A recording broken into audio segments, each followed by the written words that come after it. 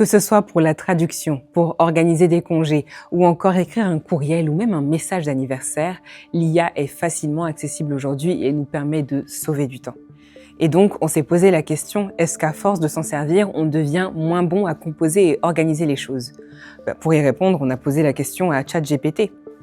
ChatGPT? Je rigole. On a demandé à un professeur en psychologie. Ça peut quand même pousser les gens à devenir paresseux dans une certaine mesure. C'est sûr que les gens peuvent prendre cette habitude-là d'utiliser ou d'employer l'IA, par exemple, que ça devienne même potentiellement une béquille pour eux. Ce n'est pas tout. L'IA est facile et rapide d'accès, tellement qu'on pourrait croire que toutes ces informations sont vraies. Mais c'est pas parce que c'est rapide que c'est nécessairement vrai ou bon. Donc, le risque de surconfiance est quand même présent. Un risque avec les algorithmes qui proviennent qui sont utilisés par les agents conversationnels, c'est la présence de ce qu'on appelle des hallucinations. Mais tout n'est pas perdu, l'IA peut être bonne pour ceux qui savent s'en servir.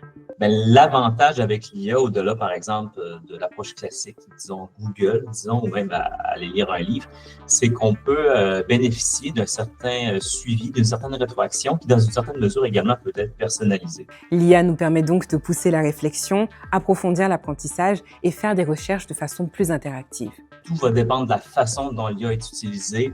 Il faut demeurer critique dans son utilisation, il faut demeurer également parcimonieux en assurant que l'humain reste au centre de la décision.